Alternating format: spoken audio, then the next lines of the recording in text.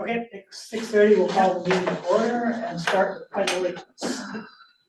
I pledge allegiance to the flag of the United States of America and to the republic for which it stands, one nation, under God, indivisible, with liberty and justice for all.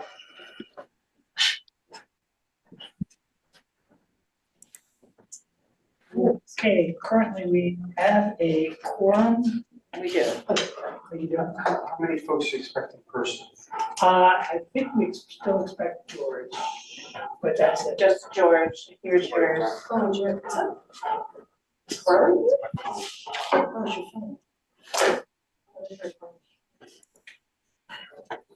That's the superintendent barking at. Sweet. Right, or the complaint line. To Carl. That's Carl. Yeah. That's not fair. It's not hot potato. He has a lot of. All right, we will move this along as quickly as we can.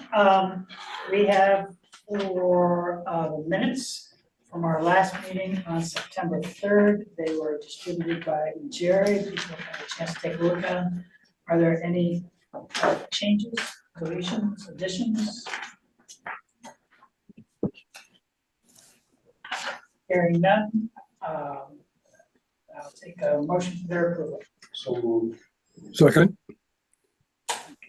All in favor, please say aye. Aye. Any opposed? Thank you very much. And for those who did not follow it, last night at the town meeting, all of the appropriations that we made from the surplus funds were approved. So they're all set there. Next item on the agenda is public comment.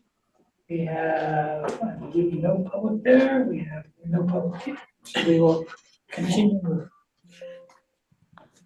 Board of Education. We welcome Superintendent Dresick to our meeting tonight. Thank you very much for taking the time to come. Thank you, Pam, for coming as well. We look forward to hearing from you.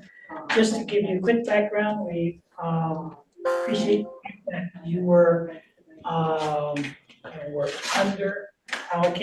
underspending of the budget for the Board of Education last fiscal year, and I think with the allocations last night, able to reinvest into projects going forward, which I think very helpful.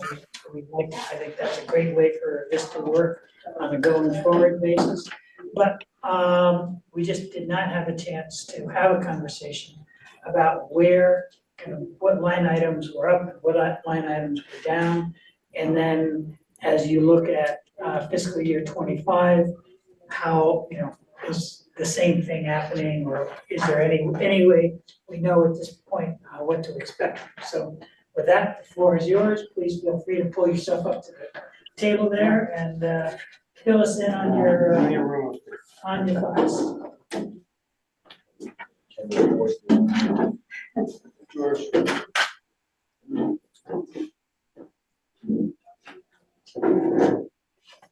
Well, thank you for having us. We made some notes on the end of year financial report. I limited those notes. Obviously, we have several line items.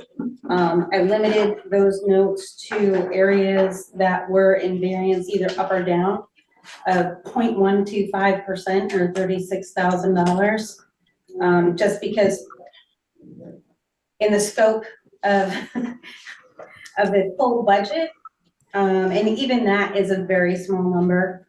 So going through the notes, we had significant savings in certified staff. We had unfilled positions for periods of the year in various positions last year.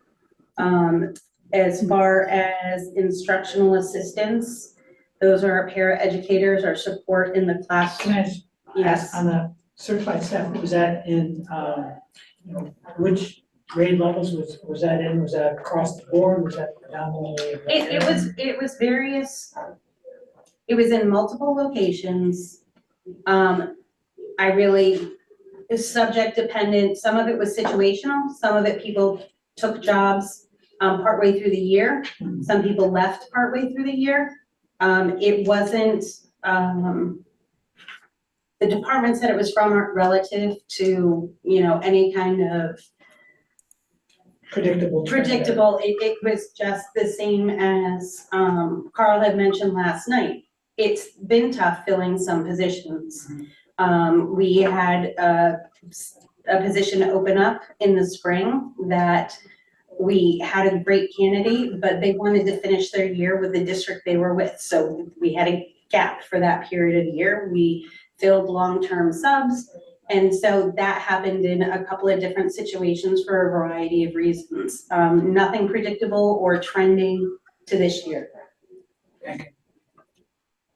Similarly, our para-educators, we had some positions, we did have a new director for student support services last year, as well as ongoing issues with filling support positions throughout the year. And at the same time, there were some positions that were realigned, that might have been a one-on-one, where a para was working with just one student, they were able to realign it.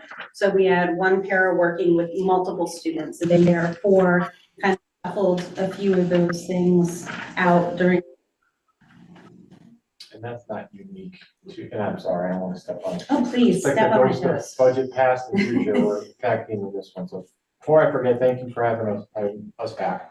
And I think Carl did a great job last night. That was my first time meeting universally when it comes to staffing over the last couple of years. We're all struggling, particularly in education. I'm sure everyone's familiar with data to provide on IT, which especially in support services and paraprofessionals, the job has changed over the last number of years, and finding people who not only want to do it, but people who typically in that role, a lot of people who are maybe uncertified like to come and work because they like school hours, they may have children of their own, then they look at the demands of the job and realize I can make the same amount of money doing something else and keep the same hours.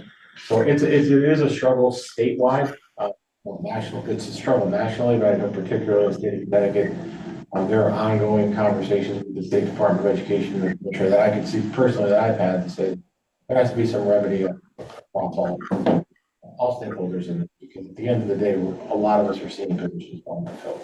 So I'm sure that's what he told me that happened here before I got here too, so I wasn't surprised. Got it. The next category of employment is our non-instructional, non-certified. In particular, last year, you might have been aware, might have heard vaguely that there are a couple openings in the business office for an extended period of time. So that is not something that's going to continue forward. We are fully staffed at this point. But that was an anomaly. It wasn't anticipated that things were going to kind of fall out as they had. Again, struggle trying to get some qualified candidates at that time. It was worth waiting because, as Carl had said, the pool is improving. And we had two really good hires, so we're looking forward to moving forward, fully staffed there. As I had said, we had some certified staff extended openings, therefore our long-term substitute costs overrun. So there's a little bit of a balance there. Substitute instructional assistants. So with the reduction in unfilled positions of paras, also we're still trying to get a better feel for our ongoing attendance for both certified and non-certified staff and leveling of substitutes. It's still a really hard thing to gauge as to one, how many absences are we going to need to cover, and two, how many people do we have who are willing to cover those positions. So last year we did have a reduced number of availability of instructional assistant subs. So there's a little bit of a savings there. We had overtime savings because we had a very mild winter. All depends on when the snowstorms hit as to how much it's going to cost in overtime. Is it a Sunday double time? Is it weekend? Does it happen to fall during the regular school day? That can fluctuate either way. Social Security and Medicare, understandably, it's a related savings with the associated savings in salaries. Pupil services, just to give you a better idea, you know, what pupil services is often, costs related to individual evaluations for students to get a better idea of planning and programming for those students. Again, that's a number that can go up or down depending on the student population. We have also received some additional funding through ARPA for mental health. That grant had covered some of those types of expenses, so that money's in the budget because that grant isn't here forever. So for instance, on something like that, for fiscal year 25, are you back in at 98,000 for that, as a line item? I would have to look and see, I don't recall off the top of my head, if we adjusted that through the budget process or whether we let it be level funded. Okay. Knowing that the mental health grant was, the way the state did it, was a 1-year grant. And if you utilize those funds, they would consider giving you a second year. We did get a second year, but this would be the last year of those ARPA funds. But I honestly, I don't know off the top of my head. Okay. And the challenge with that is, you have to editorialize. We get based upon our student count, and that all goes off on October 1 enrollment. That's when the official enrollment is, particularly if it's a student who's maybe outplaced or something along those lines.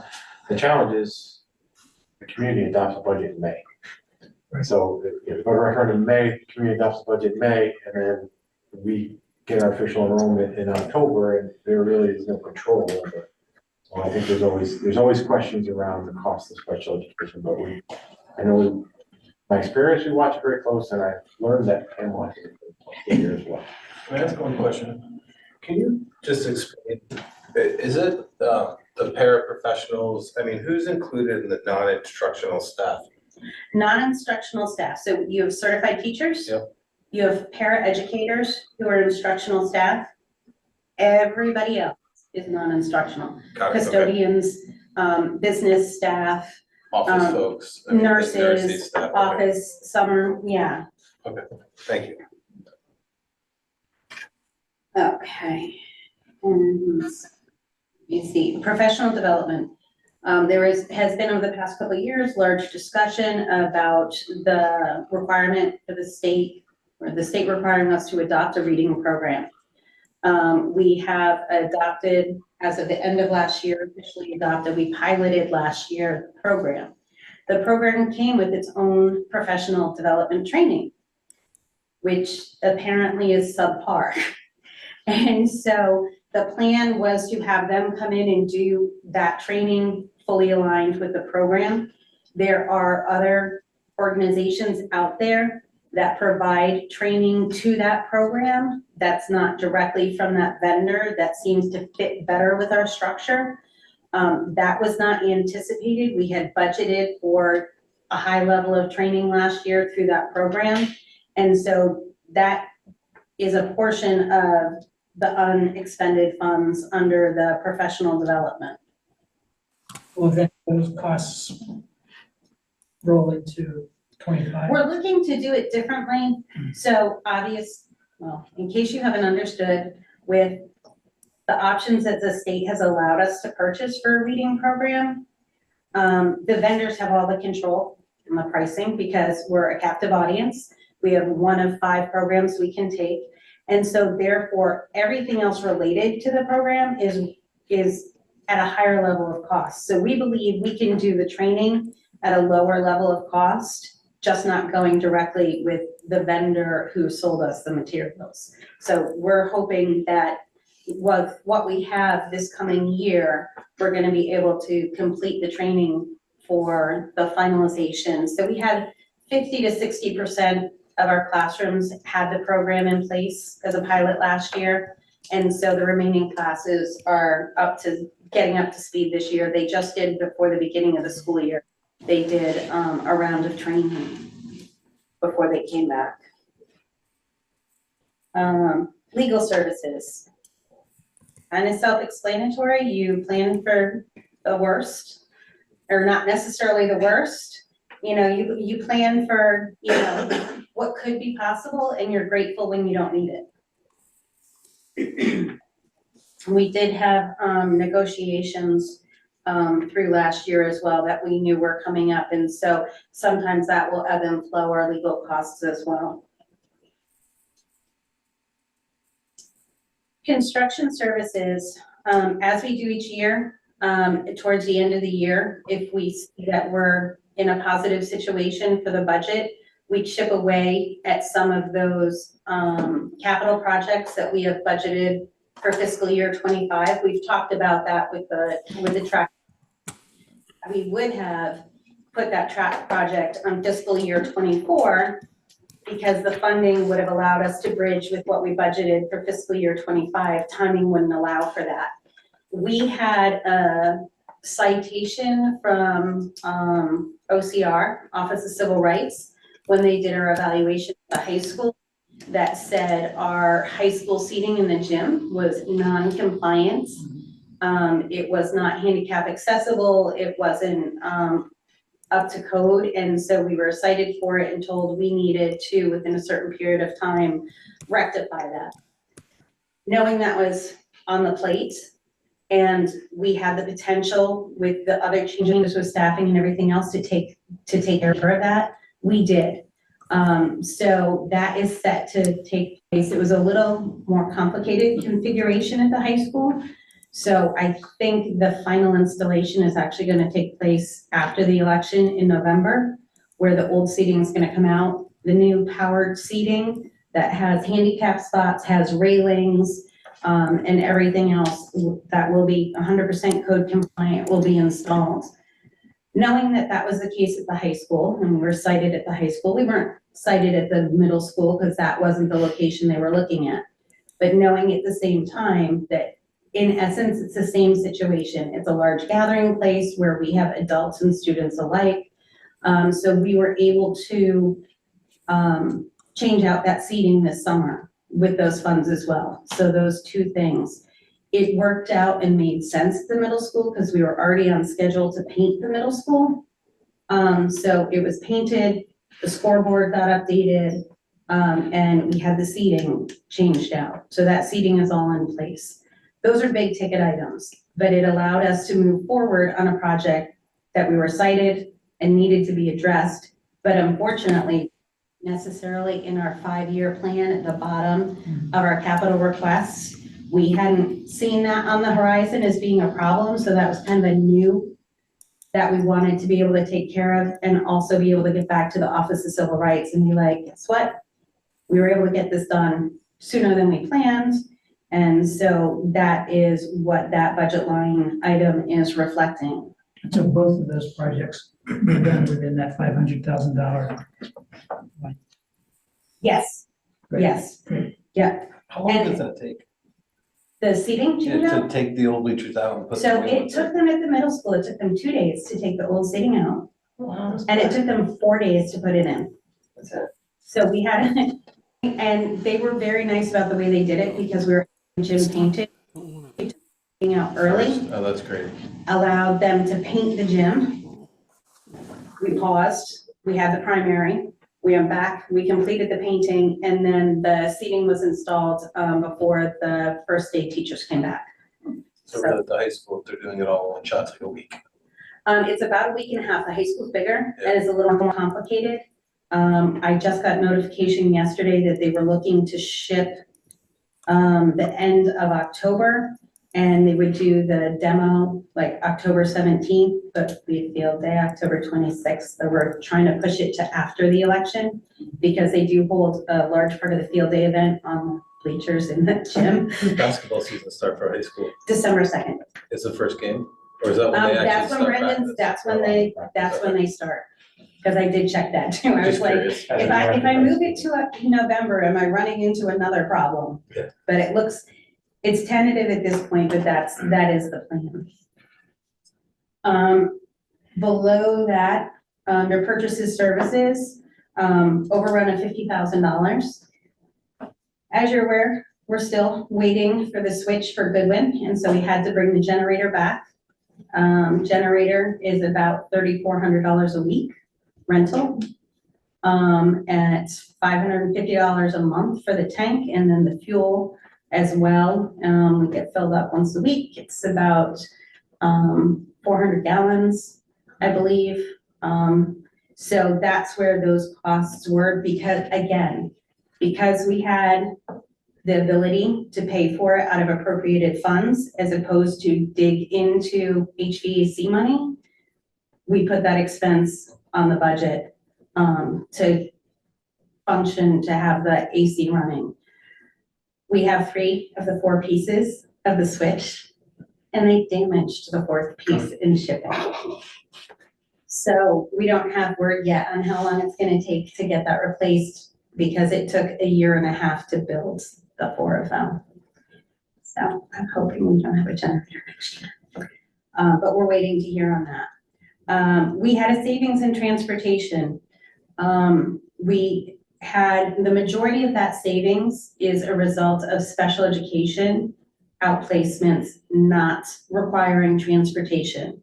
We had a reduced number of special education outplacements, as well as the number of those that require daily transportation were less than anticipated. Again, that can fluctuate.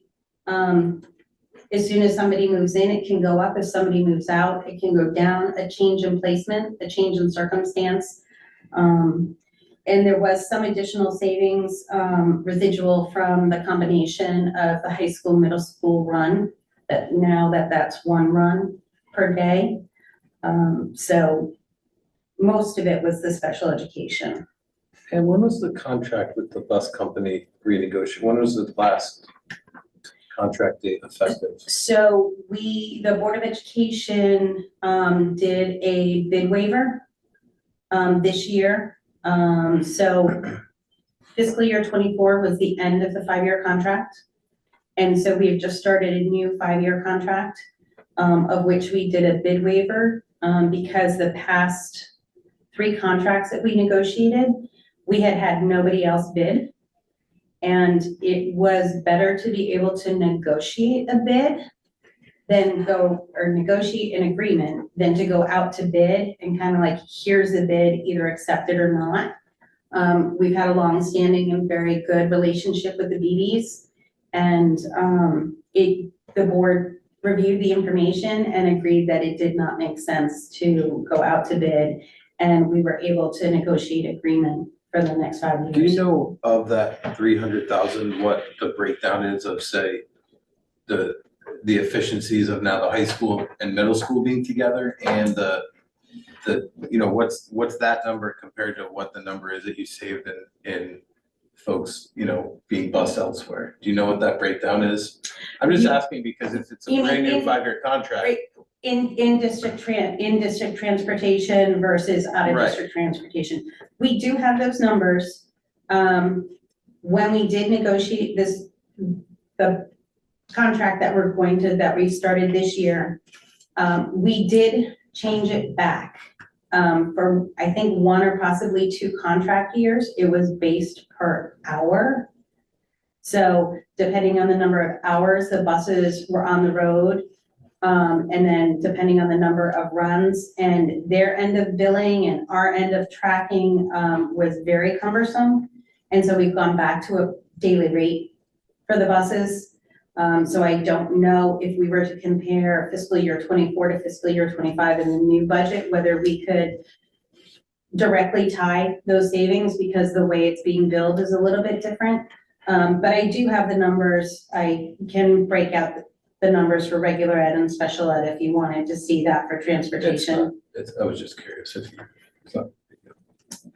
But we would, that's what I'm getting If I at. had to guess, I would say of that number, transportation, 300,000. I believe somewhere close to 200,000 was related to special education. So I'd say Wow. the majority of it was related to special education savings.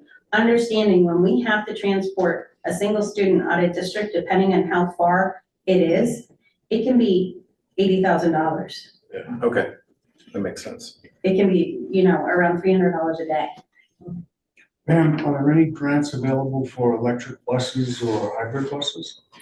I I don't know, but because we don't own the buses, that would be something that would, I believe, go through M&J. We don't own the buses. There's also some, There's a lot of talk about yeah, incentivizing bus companies to go Yeah. electric. I don't think they've ironed everything out yet where they're ready to tell us you have to. I think what we'll see is they'll be incrementally, sort of like when we, a number of years ago, when they started putting cameras in buses. It was, you can't just, outfit your entire fleet all in one shot, so it was, a percentage a year, 1 or 2 buses a year. My gut feeling on, from talking with the legislative body is if they do go down that road, it would be incrementally. But that would have to be a conversation we have to have with the bus company. Okay, thank you.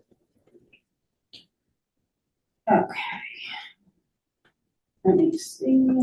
Sorry, it's small print. The lights went out behind me. Tuition. So, as mentioned, we had a savings in student outplacements.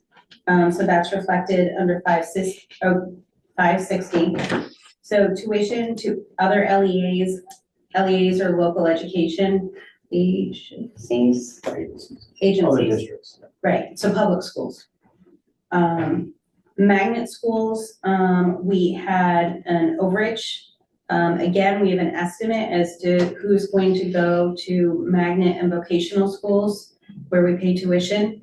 Additionally, in this case, we did have a student with an individualized education plan under special education who was going to an interdistrict magnet school that required additional services. So in addition to having 1 or 2 extra students going to magnet schools, there were additional costs for one of those students outside of the range of our normal anticipation.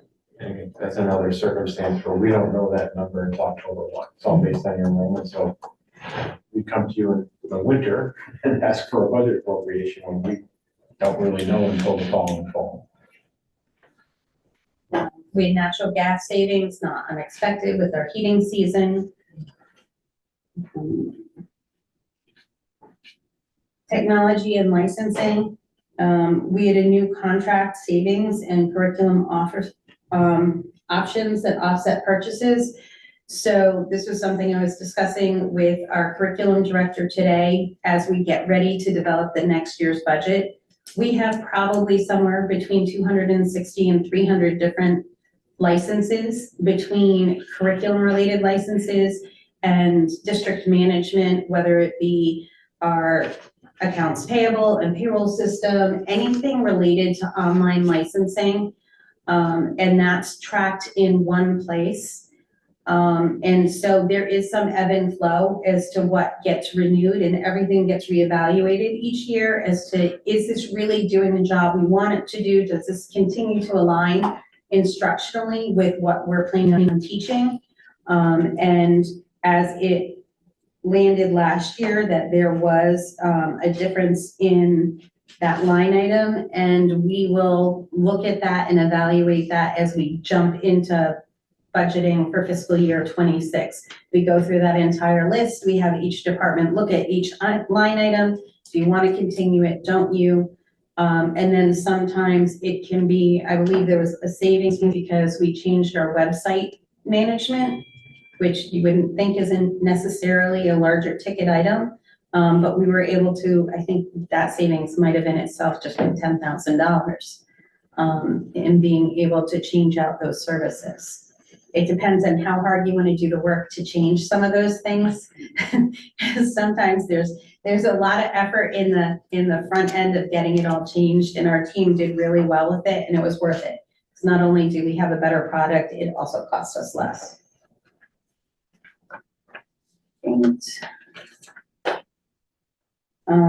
So there was unexpended funds under machinery, vehicles, and furniture.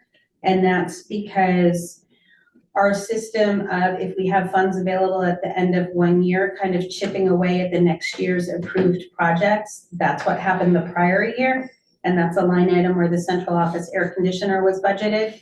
So it was budgeted there. Obviously, that allowed us to spend more money on the seating in a different line item.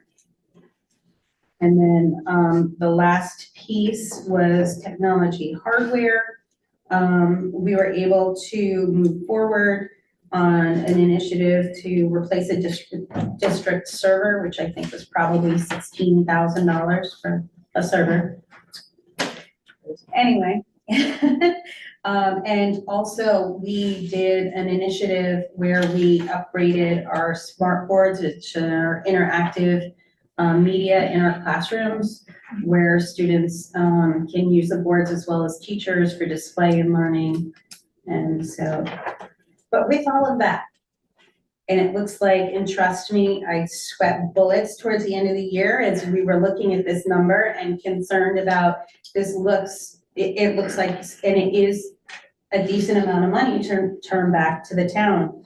But then when I looked at it, the perspective of it's 3.35% of our overall budget, and I'm like, well, that actually is a lot closer to 100% than I was thinking and just looking at the raw dollars. Right. Can I ask a question? The advertising allotment that you have showed a decrease. And if I recall the origination of inserting a marketing amount in your budget many years ago, the primary reason for it was to try and engender more growth in the student body. And I'm wondering if you're showing a decrease, if you've given up on that drive, or how are you using the money? So when you look at that line item under Advertising and printing. advertising and printing, 540. thank you.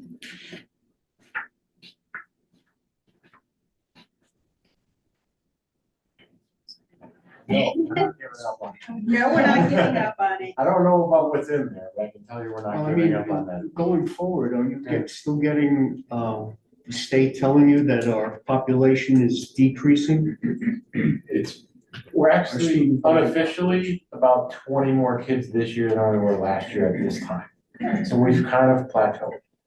But again, that kind of goes to the further conversations that we have as a community, not just with you, but obviously with the selectmen's offices. You know, declining enrollment's happening all around the state. Yeah, I understand, yeah. But what are we doing? You know, you talked about some of the line items here about kids choosing, so these are Saybrook families who may be choosing other opportunities for their children to attend. And what are we doing to try to combat that and get our kids to stay home? And that's the conversations that we started having over the summer internally, at least because I just got here, about why are some of and this actually came up at the Board of Education meeting where the magnet school increase, a small increase in kids who are in magnet schools. There are certain things we can't compete with, obviously technical schools, things like that. But a lot of times when we talk to kids before they leave, there may be things that maybe they just don't realize they could get at Old Saybrook High School. Or maybe there's a way we can reimagine what we're offering for access and opportunities for kids at the high school to keep our own kids here. And then obviously that also helps the community when, and believe me, as someone whose wife is very active in the real estate market, I know there's not a lot of property here, but the people that you're attracting to town, that would be young families. So I think that's a community-wide decision and something that we all have to be a part of, but I agree. I think we've pretty much plateaued a little bit. You'll see a decrease year to year, 20 kids, maybe 30 kids. But of those kids that we have, how many are voluntarily leaving that reside here, but they're choosing to go other places? And I don't have an answer to that yet, but I can tell you that is something that we are seriously looking at. And keep in mind that nobody's picking up flyers anymore to decide which town they want to live in. That's one of the reasons why we revamped our website. We have revamped our logo at the high school for the Rams. Yeah, it's great, by the way. Okay, good. Tell that to the student. So, you know, there are different ways out there. We have a lot more, we're doing videos. We're launch videos multiple times a year to go out to families, to be accessible when anyone lands on our website and they're looking at Old Saybrook as a place to bring their families. So that marketing piece has moved from the traditional print and media to online, looking at our website, having a focus on short, quick videos, posting things on Facebook, getting our name out there, rebranding our logo, and working on those initiatives. As simple as something as rebranding our letterhead, Yeah. changing it up, making it look more modern, making it, just trying to keep up with the everyday things. We don't go and print, we don't order letterhead anymore. No. Nobody orders letterhead anymore because our ability allows us to print it as we're printing our documents. So that's some of the reason why our print costs go down, is because the world is changing. So maybe we could trade it back to marketing. Yeah, but I don't think my opinion is this is a bigger townwide Oh, problem in absolutely. attracting young families. We can't expect the Board of Ed with a $23,000 advertising budget to bring 150 kids here every year. So I think it's a much bigger picture. Yes. So I agree. I think that's, sorry, I didn't cut you off, but I think that's one of the things that attracted me to come here. And some of the conversations I had prior to getting here was we have declining enrollment, and I came from a community that was facing the same thing. But we opened up, I'm not saying it built high school, we were in the process of opening the high school. We built it for 1,500 kids. On the first day of school, we had 1,600. But it was how we messaged it and how we attracted the families we were trying to, the community. It wasn't just me or my office or the Board of Education, it was our different form of government there, but our town council, our mayor, we were out there championing what we are. And just as Pam referenced, one of the beginning of your videos that we put out, first one that I did was, don't videotape me.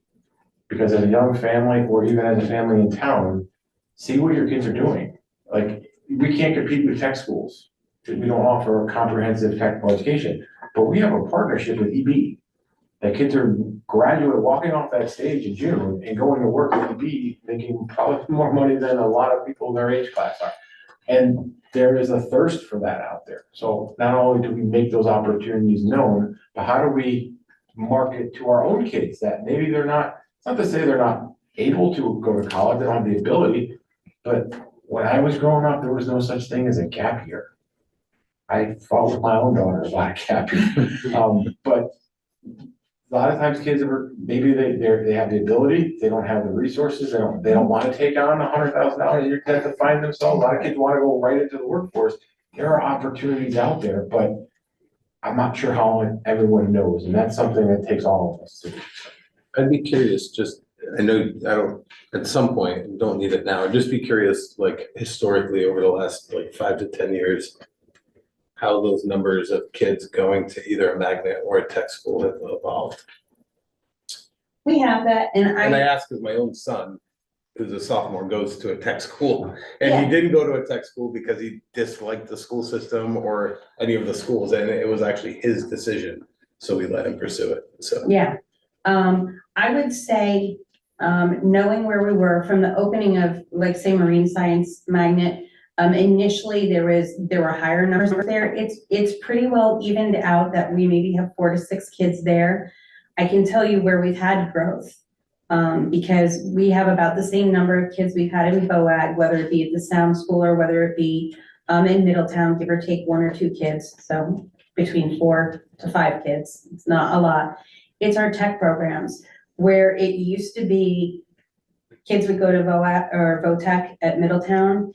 We now have kids going to Norwich. We have kids going to Grasso Tech. We have kids going to Middletown, because what the state appears to have done is, instead of having everyone offer everything, they have more of a focus. If you want welding, you go to Grasso Tech. If you want plumbing, you go to Norwich Tech. If you want mechanical, you go to Middletown. So I think it's not a bad thing, because for many years we didn't have kids as interested and willing to say, I want to go to a tech school. There are pluses and minuses to that, and unfortunately we're small enough that we don't have those offerings, but we do have partnerships that would allow kids to explore that, but still remain at the high school with the clubs, the sports, and the other things that they want to continue doing. So I think there's a lot of opportunity to get that word out. Just for the record, my 2 younger kids still go to Saybrook. I have one in the middle school and one in Goodwin. It's Well, just one. that's a good point, because I have one two of kids the in the things that's trades. incumbent upon us is to get to those kids earlier, right? So by the time we get to a kid who's a sophomore in high school, it's too late, the decision's been made, they're attending somewhere else. Well, I have to do it in 8th grade, actually. I mean, to go to a tech school in high school, that process starts in 8th grade. And if I'm not mistaken, I may be completely wrong, and I can ask my son. I think the reason he got interested was because they actually came to the middle school and visited. And so then, and we did go and look at a number of them, and you're right, Pam. You know, a lot of them have overlap in the trades and things they offer, but many of them don't. So like, if you wanna go for carpentry, you can go to Norwich, but you couldn't do that at Grasso. Right. Welding at Grasso, but you know, so there are some differences, Yeah. so. Making focus. George? First of all, thank you very much for this very detailed report. Let me provide some, perhaps some background. I don't know if people told you why we were interested in this. We did a ton of work to put it together. I appreciate that. Some background. Rough numbers, right? So last year's budget, like the ask was $28.8 million. The increase was about 1.3 million relative to the previous years. We're returning almost the exact amount of what we asked, right? And so optically, that has to come up, like when you ask for 1.3, you're returning 1.1, right? So it's like what happened there, right? So percentage wise, we were almost 100% off in terms of what the ask was, right? So, and like you said, you know, in terms of it was spread all over the place. The balance, the leftover of $1 million, the balance of what was an underspend. So in other words, the buses were underspent, heating was underspent, and so on. But there were some things which were overspent, but those were an opportunity spent. In other words, the compliance in middle school needed to be done. There was excess money, so it's put there, but it wasn't planned, right? And so, but if you, I mean, so a lot of these things were not really planned, but it was just opportunistic. And so if you actually take it together, if you just basically add up all the potential opportunistic, that's another $700,000. And so if you didn't spend the opportunistic money, the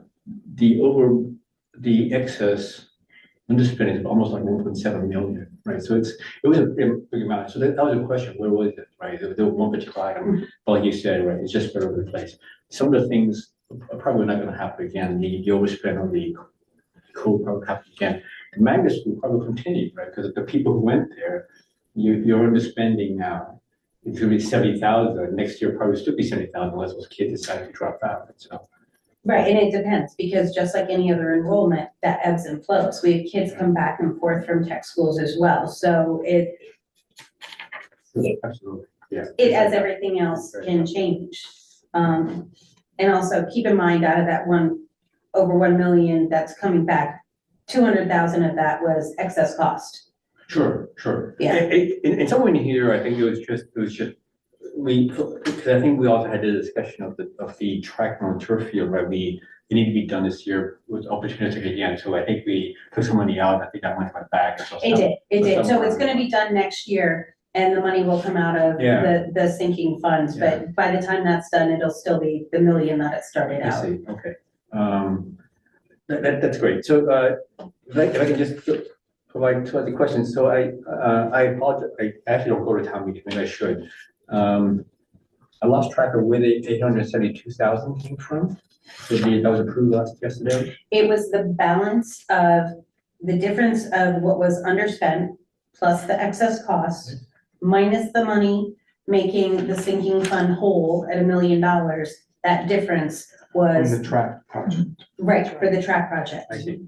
So that difference was the 872,532.07. I see, okay.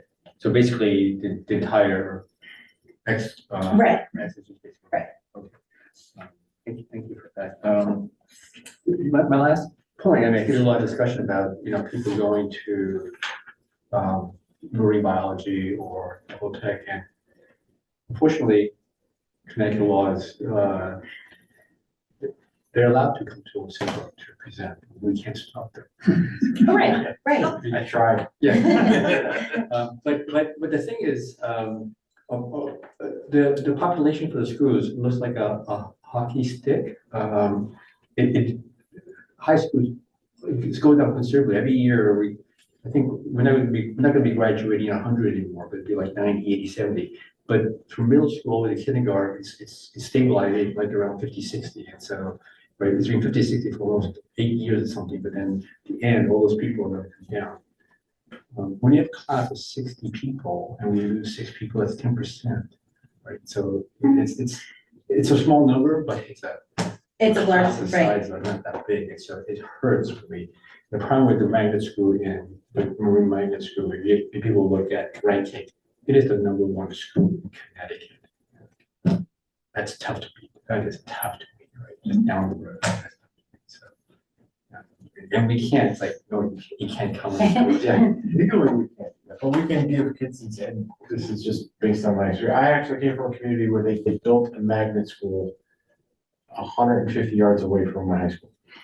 So try competing with that brand new state of the art, state came in and built it, and our middle school amendment dropped. But what we were able to do over time and having a commitment from the community was, what were some of the incentives for kids to come back? Maybe we couldn't, offer the same programming throughout the academic day that the magnet schools were, but the magnet schools were lacking in extracurriculars. So whether it be athletics, music programs, drama, kids have a lot of pride to wear the name of where they live on, whether it's a band uniform, athletic uniform. So highlighting that, creating more of those opportunities, and then creating more partnerships in district. So, there are community colleges where we can have ECE classes with, where you're an Old Saybrook High School student, but maybe you take a course at a community college, you get high school credit and dual credit enrollment for it. But you don't have to go to that magnet school to get that. So there are ways to get creative with it. I don't have all the answers yet. At some point, I'm sure you're gonna ask me it, but, Well, you're only There's 3 an months in, opportunity. we'll wait till 6 at months. 6 months, my 6-month review, I'll have a plan. George, you all set? I'm all set, yeah, no, again. Brad, did you have any questions, comments you wanted to make? No, I don't. Thank you. Okay, thanks. I only have one.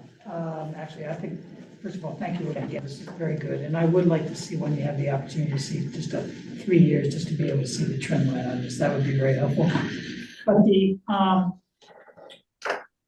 I assume, well, I won't make an assumption. When you get to the end of the year, what is your communication to the full board or to the budget committee of the board around the decision to go forward with things like the code compliant for the seating and things like that and the reason I ask that is,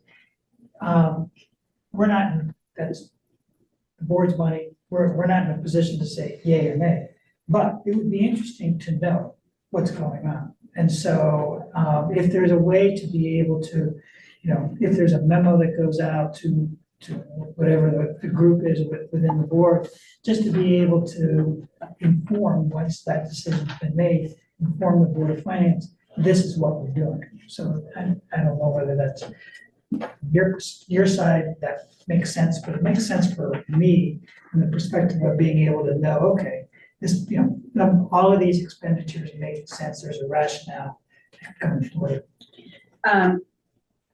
Every month, there's a board report that's done, at least, well, there's always a board report from each department.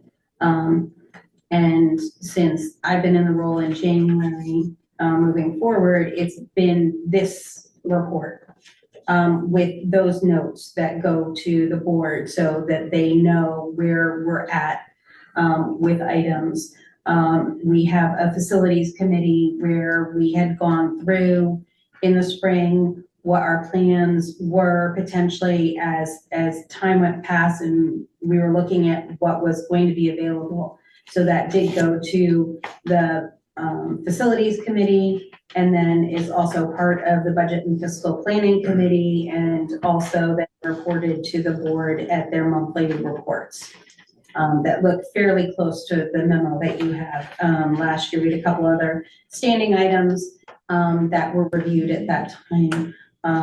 I think we can go back to the board and, just see if there's any problem with sharing those memos as we go forward after they've been presented to the board. Right.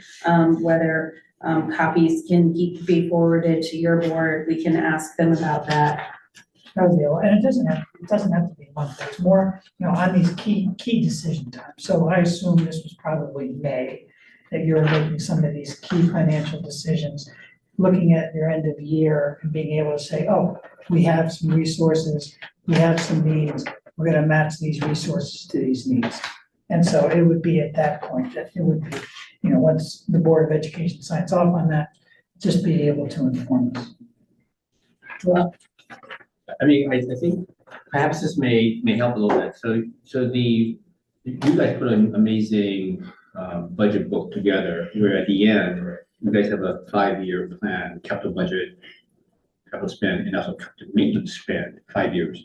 And, and I suspect you won't know where your underspend is. I hate the word surplus.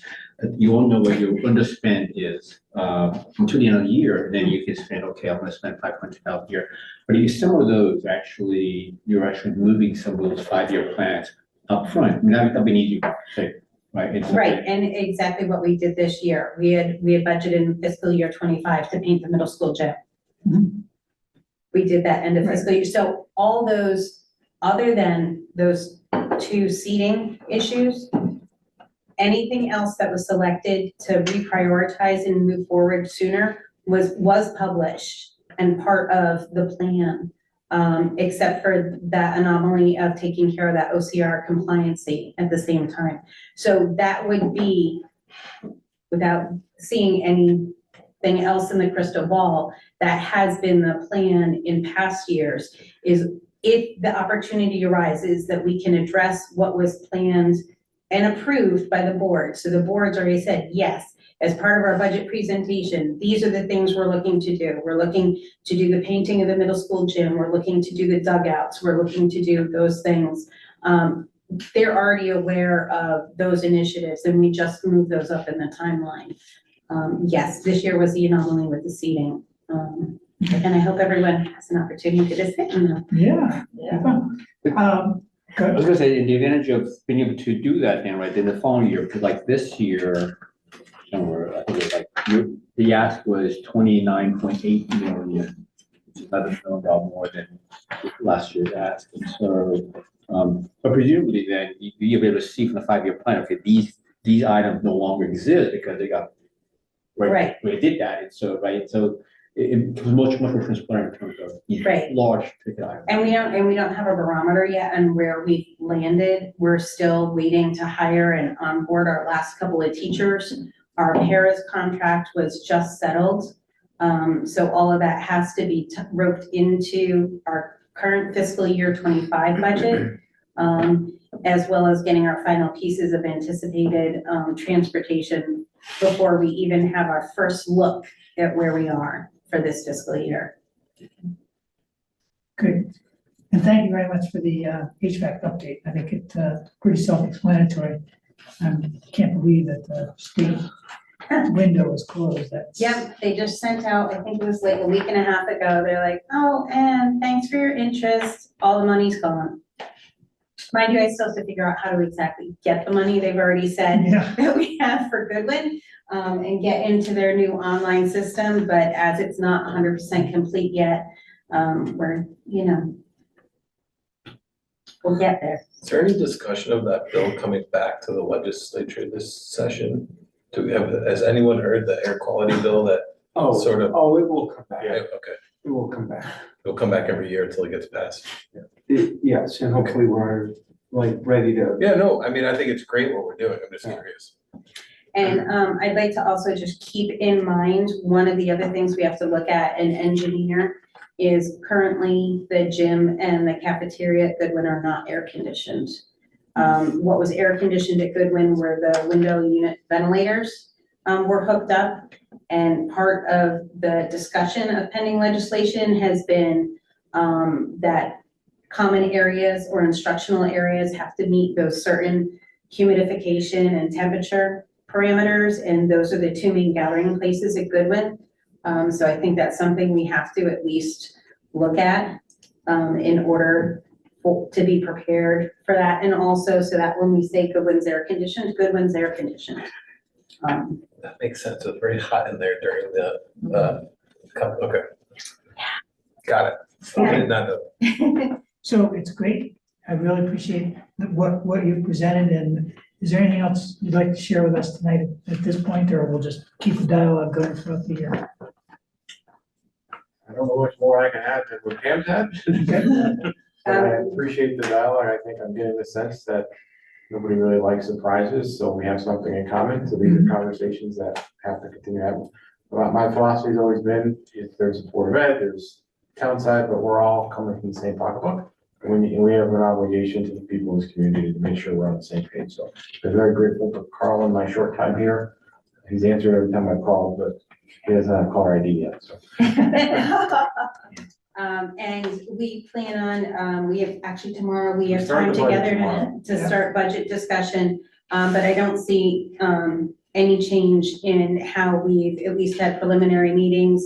Once we've met with the administrators and the board and setting some budget goals, and have that preview for you, as we go along the way. Thank you very much. I appreciate it. Thank you very much. We'll Have a move good night. forward to the treasurer's report.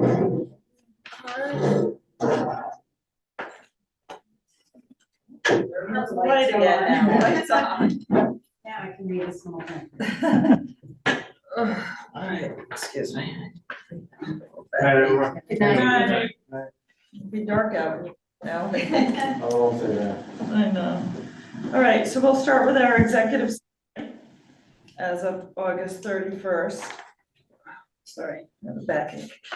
So fiscal year to date, the town has received revenue of $28,785,842, or 56% of the total amount of $51,440,042 budgeted for fiscal year 25. When comparing our performance to last fiscal year, we are 0.2% behind from this time last year. Next is the authorized investment section. At the end of August, the town had 46.7 million in its bank accounts. Last month's, the stiff rate stayed exactly the same, 5.55, and today it's at 5.40, the same as it was last month, and Webster is at 5.56. Everything is identical from last month. We are doing great with that. Rates, as much as we keep hearing things are gonna be changing, all that has stayed the same. So Wait till we- tomorrow. Well, the Fed, Powell will talk, rates will go down 0.25%, but it won't kill this Right, too much. You don't even have to wait, really. I mean, if you just personally going out, like if you do a bond ladder or Right. any sort of CD ladder, the rates going out are a full percentage point lower than they were They're in the not that long fours. ago. Because the market's just anticipating Yeah. where they're gonna be. So it's gonna happen. So anyway, go That's ahead. not terrible. Rates are just not drastically bad. Market's still good. Don't despair. So, okay, so then we're gonna move down to the pension plan. At the end of August, we received our report from Morgan Stanley. The town pension plan is up 3.89% fiscal year to date versus its benchmark of 3.90%. Over the 3-year horizon, the town plan has returned 2.06% versus its benchmark of 3.63%. The fire department pension plan is up 3.65% fiscal year to date and has returned 2.43% over the 3-year horizon versus its benchmark of 3.63%.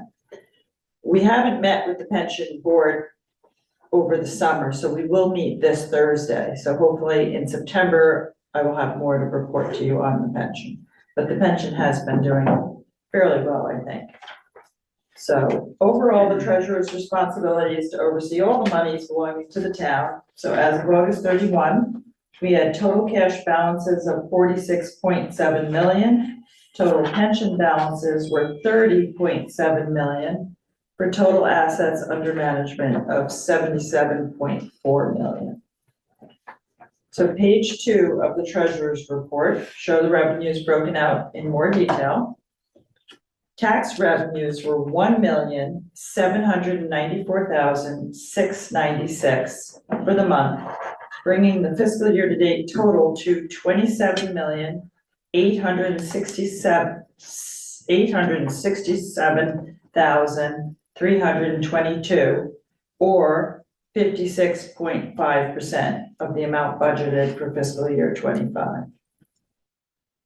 In terms of local revenues, the town collected $2,171,108 in local revenues for a total of $28,785,244, or 56% of our fiscal year 25 budget. We have received in the first 2 months of the fiscal year 43% of our interest income so far this year, for a total of $259,440. Can Yep, so you lost me. okay, so if you look So under then- interest, Can I just say, I Yep. think you're reading from the wrong line. I think on the local revenue. Yep. In the period. Yep. We had 376,422, overall total is 2,171,000, go underneath it. but isn't that the overall total? That's more than just the local. Well, you revenue. take all the locals, usually I give you the big number of 28 million, and this time I decided I would just give you the entire column, not the 376. I never break down that small little column, ever. I never have in the 3 years I've been doing it. I'm not gonna argue with you over No, no, it, no, as to no, how no. I do it. Yeah, This So time, maybe- because I maybe know the- before you've said that a few times, and I thought, well, I'll just give you the column, the 2 million. And break that down for you. Right. But not the 376, sorry. All right, I interrupted you. You're talking about. It's interest okay. income? So our interest income, we've received 43% so far in the first 2 months, $259,440. So we showed 152 for this month, but some came in at other, in between some time, Leanne said, so there was a total of 259 in the first 2 months, which is nice. Recording fees brought in 54,646 in August. And August can sometimes be a quiet month in the town clerk's office, so that was nice to see. And golf fees brought in 79,195 in August, to double their budgeted amount for 2 months for fiscal year 25. So they have brought in 184% of their budgeted amount. Yeah, I mean, It's just amazing. I feel like that must be some carryover, like, That's what I think well, too. credit cards that hadn't. You have July, August, and, Everybody's playing. June is the last, June is probably, May, June is probably slower than July, August. It's So I true, bet it's- everybody I bet is it's out. Yeah. front loaded a little bit, but, anyway, All right, It was hot, it was a beautiful summer, everybody's out enjoying Yeah. themselves. I see what you're saying, Bruce. That's what I wondered The myself, percentage, Bruce. wow. Yeah. But that's all I have. It's a very simple report. Are there any questions? George? So, I mean, I think you guys, I think you answered this in your report, but this is just a strictly timing thing, and I didn't understand this, right? This is such a stupid question, so I apologize for that. So the fiscal year starts July 1st. And so this report basically ends at August, whatever. 31. 31, no, it is, okay. It was. Yes, right, very good. Mhm. So it's, so then your, the fiscal date. This is a snapshot of August 1 to August And then- 31, but and then then- it also shows you in another column from July to August 31, Thank you, yeah, okay? So you can see what's happened. understood, thank you. Got it. Okay, any other questions? Thank you, ma'am. We will move to the selectmen's report. Thank you, Did you so, just call me Leanne? Ma'am. Oh, ma'am, okay. Ma'am, you're ma'am me now? so, town meeting went well, thank you, all for your support on that. I think a lot of infrastructure projects, which are very important. One of them being Beaver Dam Trail, which is probably most likely fully funded at this point. It's been kind of a epic week. You've been hearing me talk about Beaver Dam Trail week. Like the percentage of people in this town who actually know or care is the 20 houses on Beaver Dam Trail and 7 members of the Board of Finance, right? I mean, and yet it's $1 million investment on behalf of the town, maybe more, but hopefully around that. But you know, we have to do it, super important. A lot happened this week on that. Not only was the second half of the project funded, but yesterday we recorded 4 easements, 2 Mylar maps, and 2 subordination agreements. So all the paperwork is in place for the town to have an easement across 2 properties that we need, 2 private properties that we need to access, and for Eversource to have their easement across town property and one of the private properties. And in addition to that, the mortgage on one of those properties, Megan's husband, is actually the president of the bank that held the mortgage. I didn't have to use that lever. But actually, she was very helpful because I asked her for her contact information to get this going. But so it was great to have that access, but we had to get subordination agreements and we got them. Those were the last things we needed. So a lot happened yesterday for Beaver Dam Trail. A lot got done. We have a utility meeting on Thursday at 1:30 with Cable, Frontier, Eversource. And we're hoping to be in the ground a little bit next week. Bill Claffey hopes to do some digging next week. The big part of that, just so you know, is we have to have cement encased conduit. And it's a long run. It's like a 300-foot run. So there's a lot of digging, a lot of concrete, a lot of conduit. Similar to what Pam was talking about, within the DPW budget, because they had some room last year, conduit is expensive. And Bill purchased about $20,000 worth of conduit last year. And I told him to do that in his materials. So, so anyway, so what I'm hoping for is if the utility meeting goes well Thursday, Bill's digging well, it goes well, and that all gets laid in October, we could be out to bid if things are going really well. We could be out to bid. It is fully designed. There's very little that needs to be done for this to go out to bid. Bid docs are prepared, except for a couple of plugins that we need to get from the state of Connecticut in terms of labor rates. So this project could be out to bid in late October, could be. Fingers crossed. It must be by the end of the year, according to the local bridge program, otherwise we need to file an extension.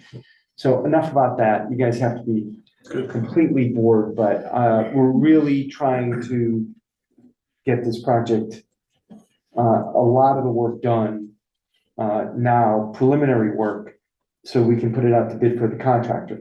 The contractor, when he comes in, or when the company comes in, the conduit all has to be underground and off the street. So that's why that preliminary work has to be done. So enough. Yeah. So the part of the work that, the old Saybrook. Yeah, public works. So how does that funding cost go into the equation? We are doing it, and we will be able to do an in-kind appropriation for that when we seek money back from the I state. see. Yeah, Okay. because the project is fully reimbursable to the tune of 50%. It's actually a cost share. And that would include public works time, that would include engineering, soft costs, which is very rare. So the reimbursement could be relatively significant on this. Nice, okay. So we are running an off-budget account that is negative because we do anticipate we will Sure. receive funding. We know we will receive Right, funding. right. The money's good. Yeah, understood. Today met with Connecticut Water, in the field, on the Westbrook, the Dairy Queen to Westbrook Town Line sidewalks. We thought we were going to have to pay for the, moving a Connecticut Water piece of equipment. As it turns out, Connecticut Water is being a great partner here. They said we were going to replace the water lines running like a 300 feet, 400 feet. So they're gonna do the work and it's not gonna cost us any additional money. So we had that meeting today. What we're gonna do is try to incorporate their design when we submit final design to the state. The idea is to do that project prior to July 1 of next year and do the Saybrook Junction project in the fall of next year. That's the other sidewalk project that's going on. So those are those are some of the major, and lots, the sidewalks to Westbrook required like 6 temporary easements and 4 permanent. Those are all in the books. The Saybrook Junction project required probably 25 easements. We're down to the final 2. So it's just that type of work, that I do a lot of it because I'm able to, and I have the contacts to talk to the owners, and so, but Chris Costa has been super helpful, and Jeff Jacobson, our town engineer, has been very helpful in securing some of those easements. So, all right, we are still in support union negotiations. Nothing is happening. We have a mediation coming up because we hit a roadblock, and that will be occurring in mid-October. Mediator will come here, we'll show them what our last best was. The union will come to the mediator and say, this is what we think we should get. Hopefully we can resolve the contract that day. I don't know if we will or not. The rooftop unit that was funded over the course of 2 years, I think we did 175, and then we realized we needed more money, and we did another 50. The rooftop unit for this building is going to be replaced starting next Wednesday. So if you see a massive crane in the back of the building, it's going to be lifting the old unit off. We have obviously electricians, plumbers, and we called our roofing contractor, Macri, who does a lot of work for us. We want them there because if there's any issues, we want them taken care of at that moment. And then the new unit will be installed. So that is happening next week, just so you are aware of that. I went to the groundbreaking for the Amtrak railroad bridge project, about 2 weeks ago. It was, every politician, that you can imagine was there. It was actually good to see Chris Murphy. I have a lot of contact with actually more with Senator Blumenthal than any politician. A little less with Governor Lamont personally, I'm talking about. And I think I met Chris Murphy for the second time since he's been senator at that groundbreaking. So it's good to see him there. The CEO of Amtrak was there, and I mean, it was a big deal. It's a big project, as you know. So there's a lot of activity in town going on around that. As you know, some of the custom marine properties are getting rehabbed as a result of this, but not the main building. A lot of the other properties have been purchased, but the main building has not. I've heard it's still for sale. I have, okay. I just was tracking the real estate report. Yeah. Did you watch or go to the public information session they did at the pavilion? I had a conflict that night, the one at the Duffy Pavilion. Yeah, I did go. I Yeah. went. But do you know, with some of the easements and right of ways that they've gotten on the Saybrook side, is that all private property, or was any of that town property? Because that's what they've done, right? They're creating access points by Lakeview and then down by Custom Marine, but it's all private, They right? have not come to us, it's all private property Okay. or state property. Right. So the answer is, no, but, what I have been in touch with, Jane Brophy, who's one of the contact folks for Amtrak. I've been in touch with her for about a year now. And what I said to her would be very helpful is if they could just do a monthly bulletin. And it doesn't have to be monthly, it could, just for significant events, because, you know, all the state and federal politicians were there, but guess what's gonna happen? When there's an issue, they're gonna call Old Lyme Town Hall and Old Saybrook Town Hall. And I said, if you send us a bulletin, we will post it on our website and people will be in the know. And she said, great idea. I mean, not my idea. I mean, you know, obviously communication. So she asked, what can we do to better communicate? And I said, it's one of the things I suggested. Carl, there was a dashboard that was created. AECOM is part of this, Yeah, AECOM, the construction management team. They had a hand in State Pier. Yes, During that entire process, they created a website and Yeah. a dashboard that you could go to. Yeah. And it had milestones. even if they direct people. somewhere. Right, something Right, simple yeah. like a website. And I think they do have a website dedicated to the project. Well, we need to So- get a better handle Yeah. on what, where, and so we can steer people in the right direction, because there's going to be a lot of questions. Well, they should do that because it's gonna be a project that people are gonna ask questions about for the next 8 years. Well, hopefully 5 or 6. That's Well, what they're, 5 or 6 to build it, 2 to take the old one down after, right? Is what they said. I've heard, I've heard 2 to run connect the tracks. One year, one the next year, but Yeah, I've heard total project 6 or 7. That's right. Yeah. It's a long project, very long. On crosswalks, Jeff Jacobson is hoping to submit after we receive DOT comments, 3 crosswalks.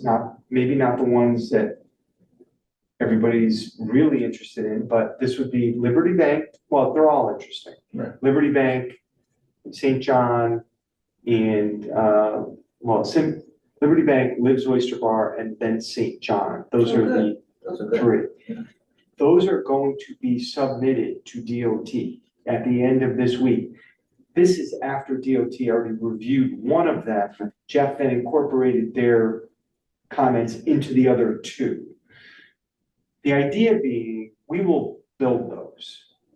We will, since there's money set aside, we will, once we get approval on those, we'll build those. We'll go out to bid on those, get those in the books. In the meantime, seeking approval and design of potentially 2 more, moving the one at Sheffield Street north in front of Cartier Optical, approximately, and then putting one in front of the Cape. That's a different movement for Connecticut DOT, so I think, let's get 3 in the books, we'll design the others. Jeff will have good information as to what DOT is looking for, so if they do approve those, once design is submitted, it should be close. So that's the strategy going forward on those. And we'll have a good idea as to the cost of a crosswalk. So we have $500,000, that may be way too much. Okay, That's great. so there's that. They have I to just- move Sheffield because of what they want to do in front of the Cape. Is there like a distance? Yeah, you Only allowed can't have- like a DOT statute that It would be says. ridiculous to Right. have 2 crosswalks Okay. that close. Yeah. Couple happier things, well, they're all happy. Come on, crosswalks are very. I Yeah, think they are, crosswalks let are me tell you, fabulous. I agree with you on that. So 2 things, in order of when they're happening. We're doing a retirement party for Mike Cronin, town attorney. He's been town attorney for 50 years.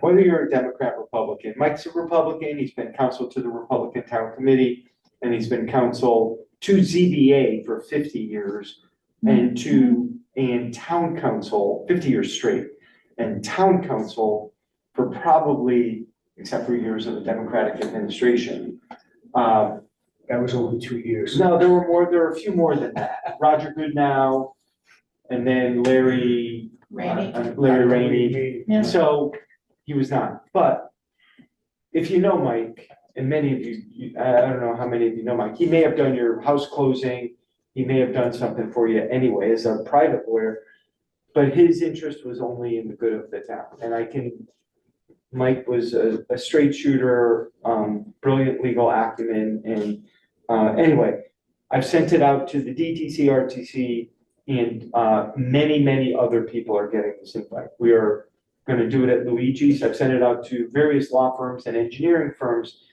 telling them they should probably contribute to this, to offset the cost, to be honest with you. Not demanding it, but asking if they consider a donation. But we're doing it at Luigi's on October 28th at 5 o'clock. We have the entire restaurant because you're closed that day, and Len DeBella agreed to open. So Yeah. just wanted to let you know that that is out there. And then the town meeting is November 25th, the annual town meeting as per our town charter. And the inside cover, we generally honor or try to recognize several people. And this year we're gonna do Mike Cronin and Dan Moran. Okay. John, I asked John for a little bit of a write-up, and I went through it and made some, you just gave me some bullet points. So we've now edited that. So those two will be recognized. That's November 20th. November 25th, and that'll be a 6:30 annual town meeting. It will be at the middle school. And lastly, I just want to say that I attended the Kate Gala with Laura Linney. And if you watch Ozark, she's been in a million other things. She probably hates being recognized for Ozark.